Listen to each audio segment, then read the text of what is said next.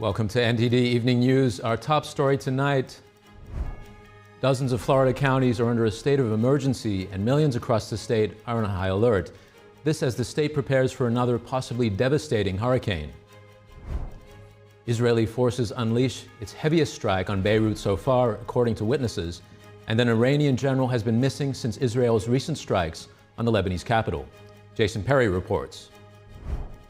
Former President Trump returns to the site of his first assassination attempt, rallying a crowd of thousands. We'll have the highlights from his speech yesterday. Exposing one of the darkest human rights abuses of our times, forced organ harvesting in China. How experts and audience members react to the screening of a new movie that shows the brutality of China's organ market. Thousands gathered at Catalonia's iconic Castells competition to witness a breathtaking display of strength and unity. Find out more about this unique custom.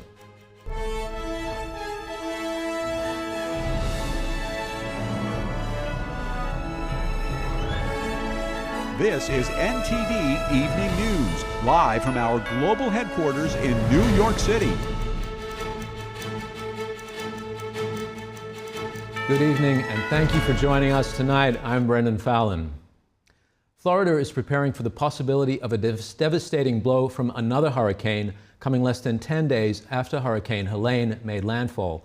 Tropical storm Milton is likely to make landfall as a hurricane on Florida's west coast by midweek. This according to federal forecasters earlier today. Here's more from NTD's Don Ma. Over 3/4 of Florida's counties are now under a state of emergency. This comes after Governor Ron DeSantis expanded the declaration from 35 counties to 51 counties on Sunday. Millions of people across Florida are now on high alert as communities prepare for a potential Category 3 hurricane. Tropical storm Milton is expected to make landfall on the west coast of Florida. Current estimates are Wednesday at about 5 p.m. It has the potential to be a major hurricane when it makes landfall in the middle of the week. There will be voluntary and mandatory evacuations in effect in a number of communities throughout the state of Florida. According to the governor, it remains to be seen where Milton will strike, but it's clear that Florida is going to be hit hard. He said, quote, "I don't think there's any scenario where we don't have major impacts at this point." The National Hurricane Center forecasts Milton will grow into a strong Category 3 hurricane by Tuesday. It could have maximum sustained winds of around 125 miles per hour. Milton could likely make landfall just north of Tampa Bay and remain a hurricane as it moves across central Florida into the Atlantic Ocean. I urge Floridians to finalize your storm preparations now, enact your plan. I highly encourage you to evacuate. We are preparing, and I have the State Emergency Response Team preparing for the largest evacuation that we have seen, most likely since 2017 Hurricane Irma. The state has set up emergency fuel supplies and EV charging stations along evacuation routes and has identified every possible housing location for evacuees along these routes. Don Ma, NTD News. FEMA is already preparing for Milton, according to the agency's administrator, Deanne Criswell. She also defended her agency's response to Hurricane Helene, adding that they will move more resources to prepare for the latest storm. Commemorations of the October 7th attacks in Israel are already underway. Tomorrow marks 1 year since the Hamas terrorists killed over 1,200 people. NTD's international correspondent Arian Pazdar has the details. Israelis in Tel Aviv joined families of hostages still held by Hamas on Sunday. It's devastating to think that they're still there, and we can't see any light at the end of the tunnel. She added that they know a lot of hostages are still alive, despite the fact that some have passed away. But she says that more might die if they're not rescued in the near future. And in Jerusalem, images of hostages have been projected onto the city walls. We were walking home from dinner and we saw the whole, the lights with all the pictures, and it was just so hard to even comprehend that it's been a year, and we just want to bring them home already to their families, and we'll never forget what happened. Bring them home. Free, free, free Palestine! In Berlin, meanwhile, protesters marched through the streets on Sunday, demanding a, quote, free Gaza and free Palestine. Police say some 3,500 people attended the demonstration. One of the protesters claimed that Israel used the October 7th attacks as an excuse to advance a malign agenda. I think it was a convenient pretext for Israel then to go in and invade Gaza and commit genocide against the Palestinian people. A Palestinian demonstrator said one of the issues he finds especially disturbing is the death of young children in the region. Arian Pastar, NTD News. On the eve of the first anniversary of the October 7th attacks, conflict in the Middle East persists as Israel continues its fights in both the Gaza Strip and Lebanon. NTD's Jason Perry has the latest. Witnesses in Beirut said the latest round of Israeli airstrikes on Hezbollah was the heaviest the city had seen so far. Israel said Hezbollah has embedded weapons production facilities and weaponry beneath residential buildings in the heart of the capital city. And Israeli forces continue to hit other parts of Lebanon as well. As seen in this video released on Sunday, which shows Israeli forces striking a Hezbollah terrorist in a vehicle and also destroying a launcher. Israeli Prime Minister Benjamin Netanyahu visited Israel's northern border on Sunday and gave troops this message. The whole world is astounded at the blows you inflict on our enemies, and I salute you and tell you, you are the generation of victory. Together we will fight, and together we will win, with God's help. His words come just one day before the one-year anniversary when Hamas terrorists raided Israeli border communities, murdering over 1,200 people and taking over 250 hostages to the Gaza Strip. Meanwhile, on Saturday, French President Emmanuel Macron called for countries to stop selling weapons to Israel that will be used in the Gaza Strip in order to find a diplomatic solution to the war. Netanyahu disagreed. Is Iran imposing an arms embargo on Hezbollah, on the Houthis, on Hamas, and on its other proxies? Of course not. The axis of terror stands together. But countries who supposedly oppose this terror axis call for an arms embargo on Israel. What a disgrace. Israel is also facing attacks from within its own borders. On Saturday, emergency crews were seen in southern Israel after a gunman opened fire on people at a bus station in what police called a terrorist attack. One woman was killed and 10 others were injured, according to Israeli emergency services. And according to witnesses, the gunman was killed by Israeli soldiers. Israeli security forces remain on high alert on the eve of the first anniversary of October 7th. Jason Perry, NTD News. An Iranian general hasn't been heard from since Israeli airstrikes hit Beirut last week, according to Reuters, citing 2 Iranian security officials. The general, Esmail Haqqani, had traveled to Lebanon after Hezbollah leader Hassan Nasrallah was recently killed in an Israeli airstrike. One of the officials said Haqqani was in Beirut's southern suburbs during an airstrike that was reportedly targeting a Hezbollah official. Iran has not been able to contact the general since. According to Reuters sources, the Hezbollah official was targeted in the strike was expected to be the next leader of the Hezbollah terrorist group. Former President Trump returned to Butler, Pennsylvania yesterday, where a shooter attempted to take his life just 12 weeks ago. NTD's Fiona G. has the highlights.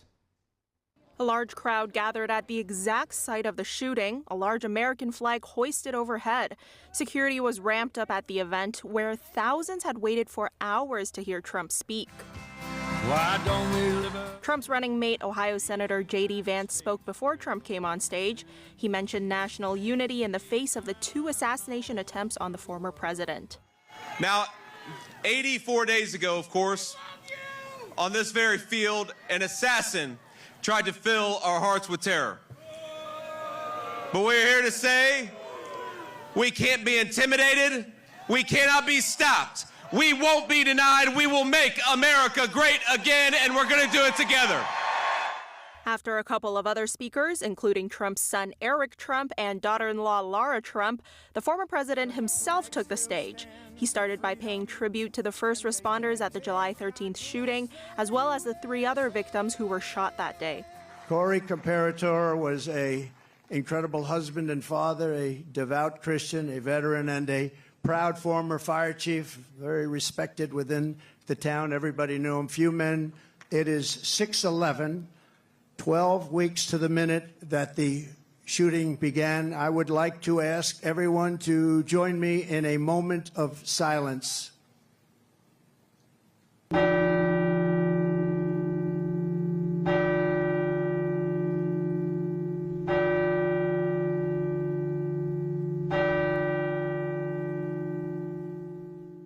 Trump then invited SpaceX founder Elon Musk onto the stage. He created the first major American car company in generations, and his rocket company is the only reason we can now send American astronauts into space. Come here. Take over, Elon. Yes, take over. President Trump must win to preserve the Constitution. He must win to preserve democracy in America. So I have one ask for everyone in the audience, everyone who watches this video, everyone in the live stream.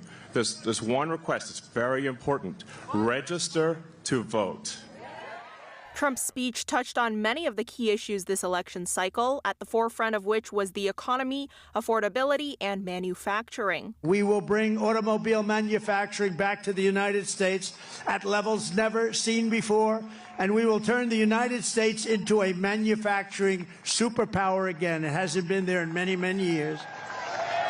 We had it started 4 years ago. The centerpiece of my plan for a manufacturing renaissance will be a 15% made in America corporate tax rate. Other main focuses at the rally included the border crisis and energy policies, as well as the devastation of Hurricane Helene in southeastern U.S. With less than 1 month now until the November 5th election, Trump is doubling down on crucial swing states. Fiona G., NTD News. Pennsylvania is one of the key battleground states in this election. Joining us now to break down the final weeks before November 5th is Jeffrey Bloodworth. He's a professor of modern American political history at Gannon University.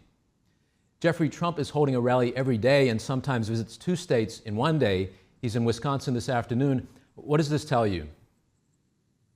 Well, you look where the politicians are going, and that's where they think the race is really tight. And those are the states that are most important to them. Wisconsin and Pennsylvania are absolutely crucial to Trump. Kamala Harris has a couple of different paths to 270 electoral votes. Donald Trump has one path, and those include Wisconsin and Pennsylvania. Do you think Musk and his big tech friends will help Trump significantly? Look, the Trump events, what makes them effective is that they're spectacles, and I mean that in the best way possible.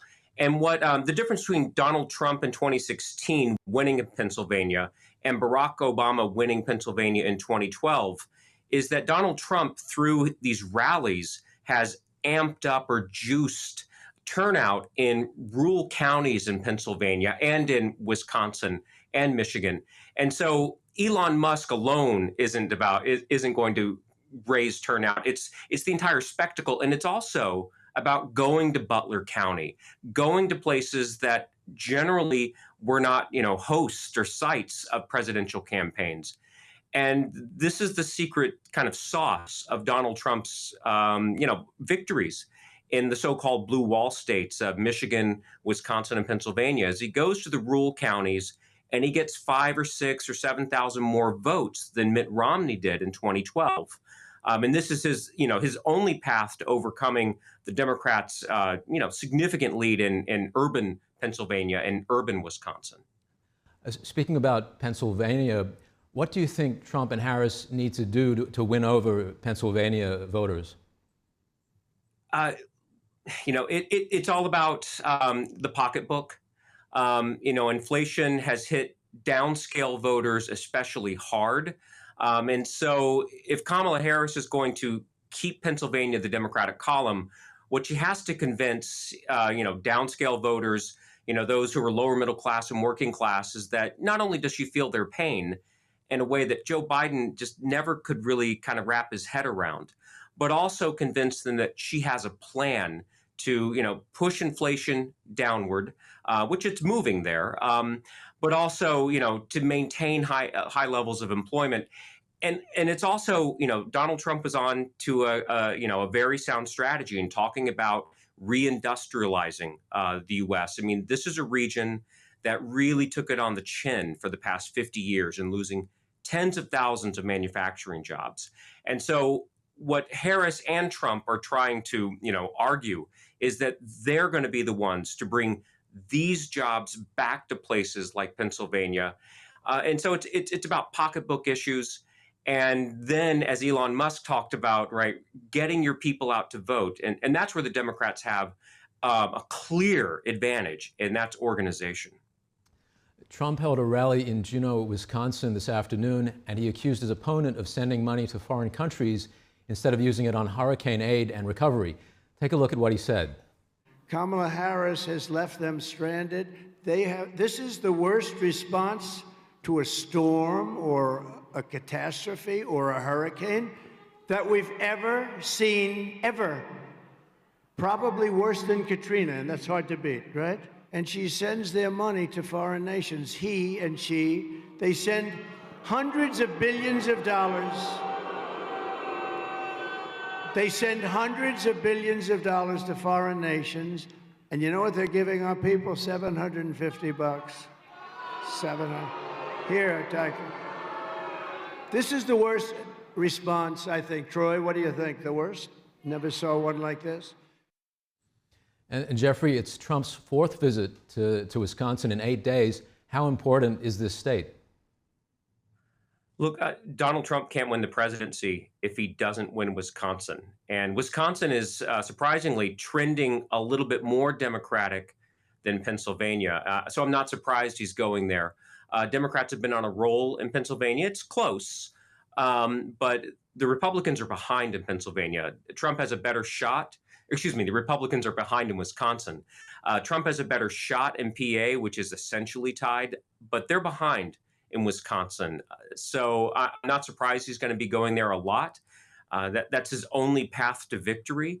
The comments that we heard from Donald Trump are quite typical in his political career. He takes things out of context. He stretches the truth. Yes, there's foreign aid, but it's not as if this foreign aid money is coming at the expense of natural disaster victims. But, this is just what we've come to expect of Donald Trump. Jeffrey Bloodworth, professor of modern American political history at Gannon University. Thanks for joining us. Thank you.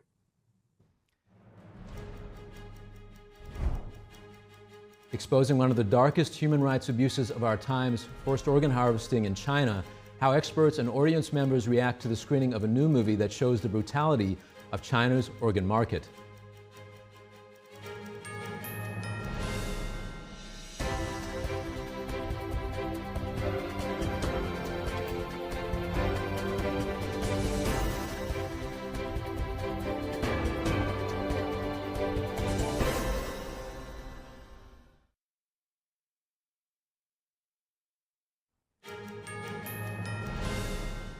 Forced organ harvesting in China, one of the darkest human rights abuses of our time. A new movie titled State Organs exposes these crimes, shocking many audience members. NTD's Aryan Pazdar has the details. Doctors Against Forced Organ Harvesting and the Delaware Medical Freedom Alliance organized a screening of state organs this week. The movie exposes forced organ harvesting in China. It's an atrocity. Okay. It truly is, to my mind. The screening also featured a panel discussion with experts and Cheng Pei-ming. He's the first known survivor of forced organ harvesting. Cheng described his ordeal in graphic detail, recounting the pain he endured, as well as his miraculous escape. He added, quote, "Millions are still suffering. I stand here today not just for myself, but for all the victims who cannot speak." A heart transplant recipient from Delaware also attended the screening, saying he was shocked to find out that people can get new organs in China within weeks. There's so many people here pass away waiting for organs. The president of the Delaware Medical Freedom Alliance called what China is doing criminal human rights abuse. He added that people should do more to fight it. A lot of people in America are apathetic to what happens here, and they say, well, there's nothing we can do about it. So something happening 10,000 miles away, they're even more apathetic because they don't know what they can do about it. He says the most important thing people can do is to speak up and to stand up against evil when they see it happening anywhere around the globe. Arian Pastar, NTD News. The newest supercarrier USS John F. Kennedy is set to make waves in the U.S. Pacific Fleet by 2025. The second Ford-class aircraft carrier was initially set to be delivered in 2024. Construction was delayed in order to equip the carrier with advanced capabilities, including F-35C Lightning II fighter jets and the Enterprise air surveillance radar. As tensions rise with China, this $13 billion supercarrier, which features advanced technology systems like the electromagnetic aircraft launch system, will enhance U.S. naval presence in the Pacific. Not many people associate the idea of locally produced goods with New York City, but one shop owner has spent the last 2 years working over 40,000 blocks through over 200 neighborhoods across all 5 boroughs to build her online catalog of small local businesses. NTD's Sean Marshall has more on this curiously curated shop. Locavore, a word that means one who eats foods grown locally whenever possible. And this is the Locavore Variety Store in Manhattan, New York. An emporium of local goods, all grown, baked, fabricated, assembled, crafted, concocted, sewn, stuffed, and pickled within 100 miles of New York City. The selection is curated by store founder Caroline Weaver. It's a shop that's all about shopping. Rebecca, a customer visiting from New Jersey with her family, said the idea of local goods is great for the city. I did read about it somewhere, but we did just bump into it, which was nice. Just something local that's new and fun and interesting, somewhere I can support. With over 700 products from over 130 brands, the store's got a creative assortment of a little bit of everything. And almost all of the products are made within 100 miles of New York City. It's a physical manifestation of Weaver's website, the Locavore Guide. Sort of like Yellow Pages, but for small businesses. The idea came to her a few years ago after she noticed that it was becoming increasingly difficult to find actual small businesses in the city through online search results. So she set out on a personal scavenger hunt to walk the entire city to find them for herself. Weaver believes shopping local is just as important for our social wellness as it is for the local economy. Sean Marshall, NTD News. Catalonia's largest Human Towers contest took place today, and a total of 42 teams participated in the highly anticipated Castells competition. Take a look. The final round featured 12 teams, thrilling some 11,000 spectators who gathered at the historic Tarraco Arena Plaza to watch hundreds of participants competing. The Castells competition, held every 2 years, brings together the best human tower groups from across Catalonia to showcase their strength, coordination, and intricate formations. Human towers is very important and very different from other activities because it involves families, the grandfather, the daughter, the granddaughter, and they come together to the same activity and they belong to the same group in equal conditions. It is not the father, it is not the son, they are just members of the group, all in the same quality. Deeply rooted in Catalan culture, human towers, or castells, are constructed by castellers standing on each other's shoulders to build structures of incredible height and complexity. The team from Vilafranca beat 40 other groups to take the top spot and scoop the competition's €16,000 prize. Human towers were added to UNESCO's list of intangible cultural heritage of humanity in 2010. Thanks for tuning in. I'm Brendan Fallon. Have a good evening.